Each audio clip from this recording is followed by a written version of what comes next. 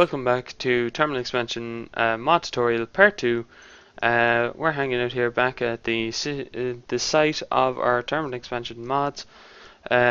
So last episode I went through the ore generation, the different blocks, the recipes of some of the things.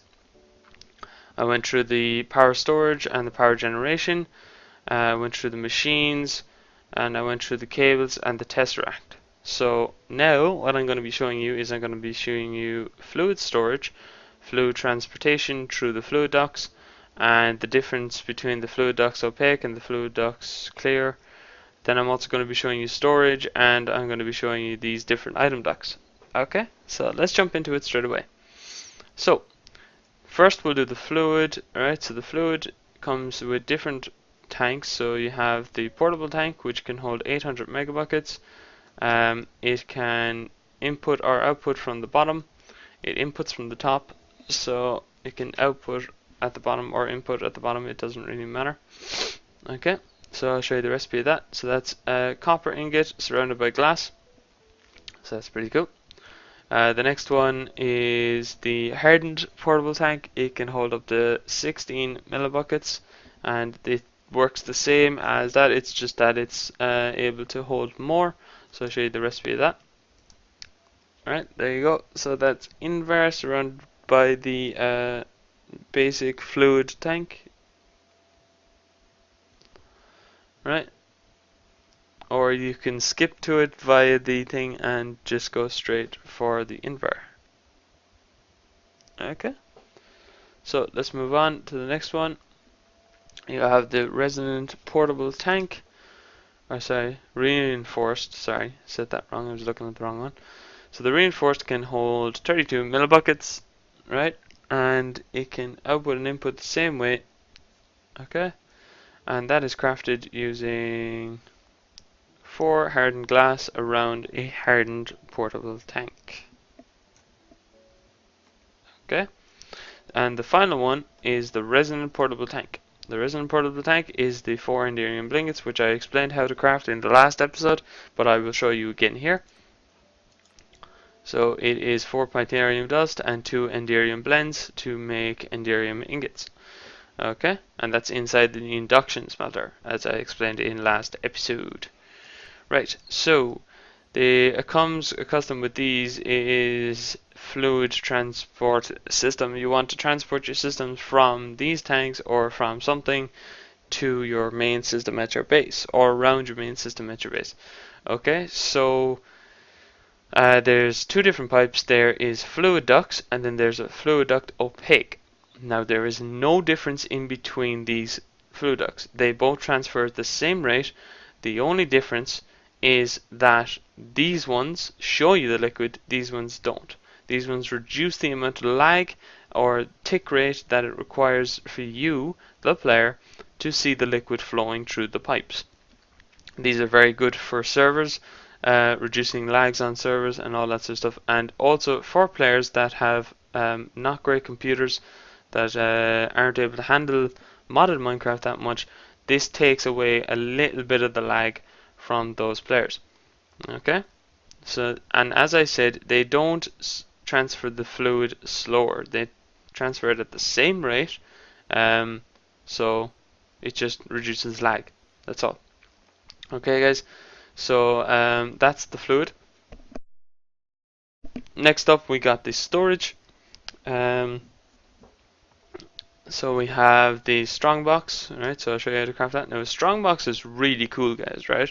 They come in different sizes and stuff. I'll show you how to craft it in a sec. But this is the basic strongbox. It gives you 2 lines of an inventory. But here's the cool thing, right? So if I grab this, click that in there, right? And you need a wrench to, a crescent wrench to interact with most of this stuff. So a crescent wrench is crafted with tin in the middle and iron in kind of like a pitchfork way. Okay, so if I pick that up. Oh, where did my items go? The items that were in the chest, where'd they go? Right? They're still in there. So that's what a strongbox is really good for. It's really cool, right? You can put your own items in there and you can move them around really easily. So it's super cool what strongboxes can do. If you ever want to move house, all you need to craft is like 5 resonant strongboxes, and you can put all your stuff in there and just disappear and reset it up everywhere, super cool and easy without having to make a couple of trips. Okay, so if we place that down again, you will see that there is the items in there. Now you can set up this strongbox so that either it's public, so everyone can open it and use it. So if you're living with people, you can open it up and all that sort of stuff. But you can also set it to restricted, so basically only the people you want to allow into it will be able to access it, and this notifies the player that is trying to get into it by having a gold latch on it.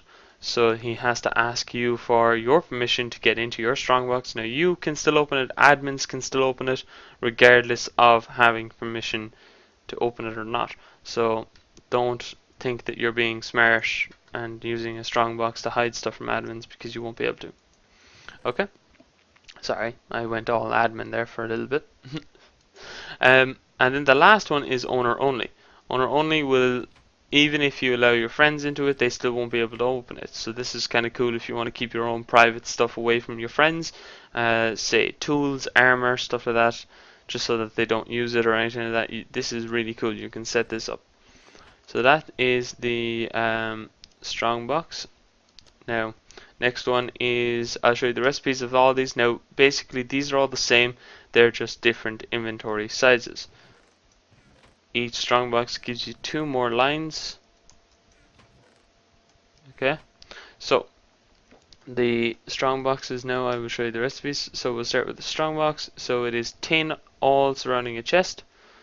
Then you have the hardened one, which is invar all around the strongbox, or you can skip it, as I said before, with all the other settings and items. You can skip it with tin all around the chest and then invar all around that. Okay.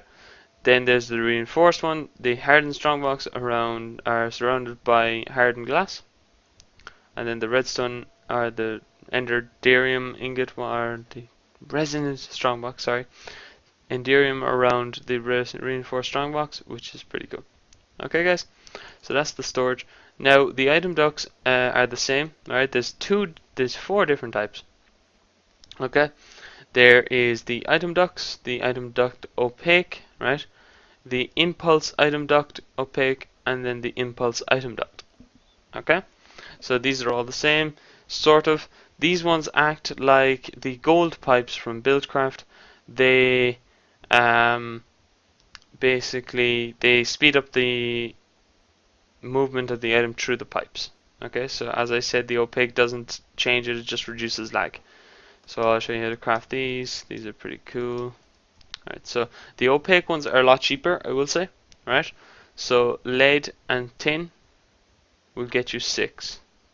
Okay, impulse, you can craft it with the opaque ones and hardened glass to get those, or you can just, yeah, ignore this. This doesn't work. That doesn't work. But yeah, you have to craft basic item ducts, which I'll show you there. So it's tin and hardened glass. Okay, or you can go with the opaque ones, which you will not need to craft in order to get that. So the opaque one here is basically craft the opaque one, which, as I said, there is lead in the middle, 2 tin on the sides. And from the opaque one, you can craft these opaque impulse ones by just pumping glowstone into them using the liquid transposer, or blazing pytherium, sorry. Okay, I thought that was glowstone. Blazing pytherium is the pytherium dust, which is, that basically is it there. I'll show you what the item actually looks like. There you go, pytherium dust. You just have to put that into the magma crucible. It cooks it up into blazing pytherium, and you pump that into these pipes to make them go faster. It used to be glowstone. I don't know why it changed to pytherium, just probably to make it harder. Okay guys, so that's that. Alright, so now I'm going to show you the recipes of the machines, and I'll also show you the setup that I use for these machines. So we'll just start with just a full inventory of stuff. Okay, so we'll start here. So the redstone furnace is crafted with 2 bricks, a machine frame, piece of redstone, 2 copper, and a redstone reception coil. So the reception coil is made with 1 gold and 2 glowstone in that shape. Then the machine frame is made with 1 gold, 4 steel or 4 iron, and 4 glass. Okay, This one's better because that takes for bloody ever to make. Okay, sorry. And then the bricks, that's the shape that you need to put them in. Okay. So the pulverizer is made with a piston, 2 flint, a machine frame, redstone reception coil, and 2 copper. The sawmill is made with a iron axe, a machine frame, 2 wooden planks, doesn't matter what ones, copper ingots, and a redstone reception coil. Induction smelter is made with 2 invar, a iron bucket, a machine frame, a redstone reception coil, and 2 copper. Magma crucible is made with a leadstone energy frame, not an actual leadstone, don't mix that up, okay? A machine frame, a redstone reception coil, 2 nether brick, and copper. Fluid transposer is made with an iron bucket, a machine frame, a redstone reception coil, 2 glass, and 2 copper. A glacial precipitator is made with a piston, a machine frame, a redstone reception coil, 2 copper, and 2 snow. Igneous extruder is made with a piston, a machine frame, a pneumatic servo, and 2 glass and 2 tin. Pneumatic servo is made with 2 iron, a piece of redstone, and 2 glass. Okay guys, so that is that first set of items. Let's show these last two. So the energetic infuser is crafted with a leadstone energy cell frame, 2 redstone transmission coils, a machine frame, a redstone reception coil, and 2 copper. The transmission coils are silver and 2 pieces of redstone. And it's in that shape.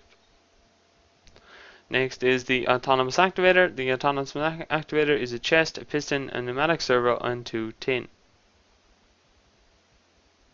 Okay guys, so meant to put those in there.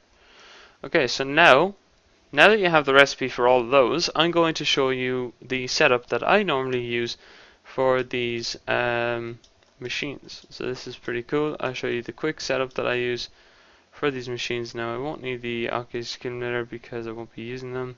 I won't use the glacial precipitator. Now I'm only showing you the one that I always use for stuff. Now I will be using the accumulator actually, and I will need something else as well, but I'll get that in a minute. Okay, so we'll just do it here.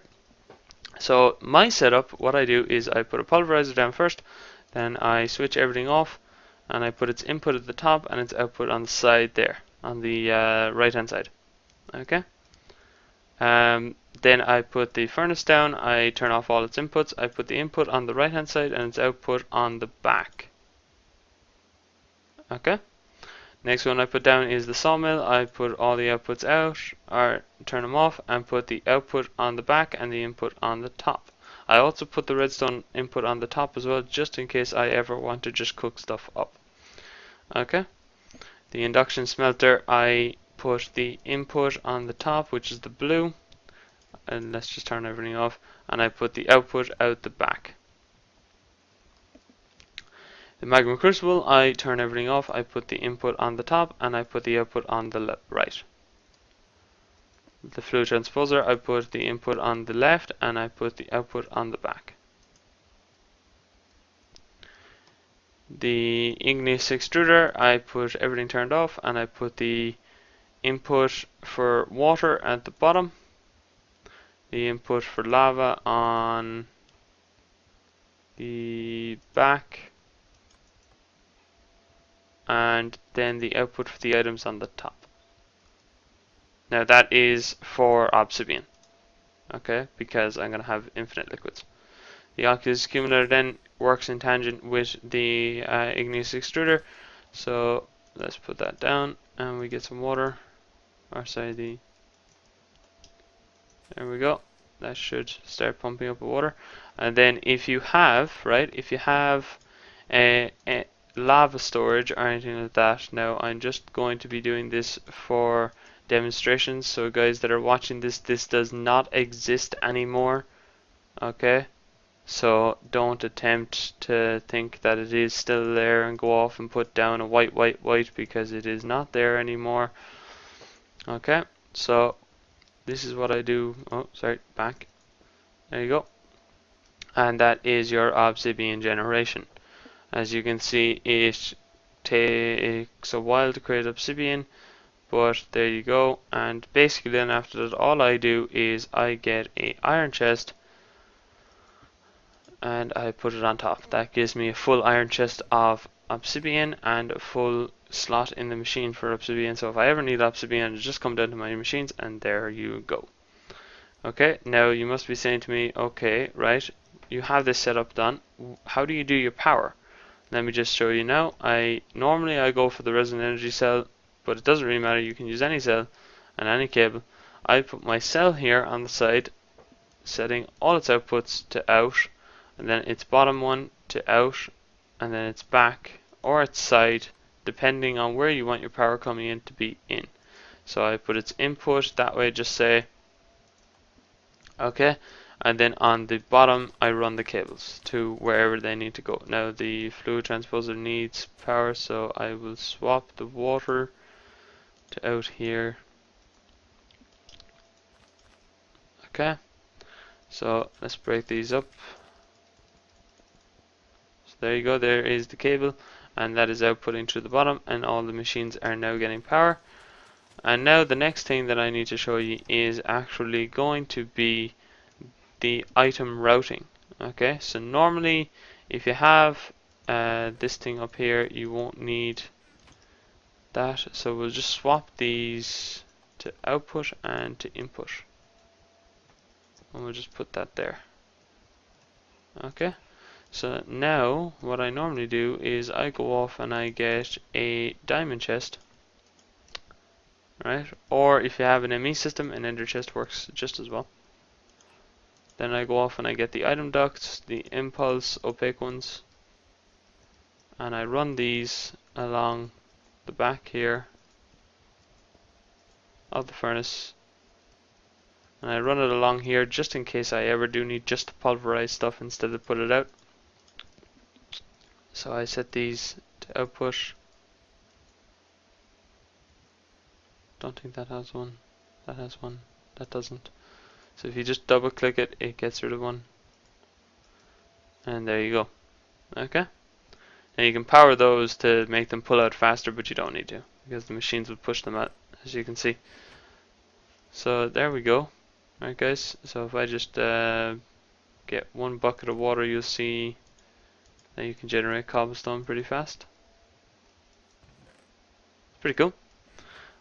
Okay, so that is my setup for my machines. That is how I run stuff pretty quickly throughout my base. That is my personal manual ore sorting, so that's just my manual machine room that I would use. Now, just before people start getting the idea that that is still there, I'm going to delete it. So yeah guys, I hope this video helped you. If it did, please leave it a like, subscribe for more mod tutorials and other videos of interesting games and stuff.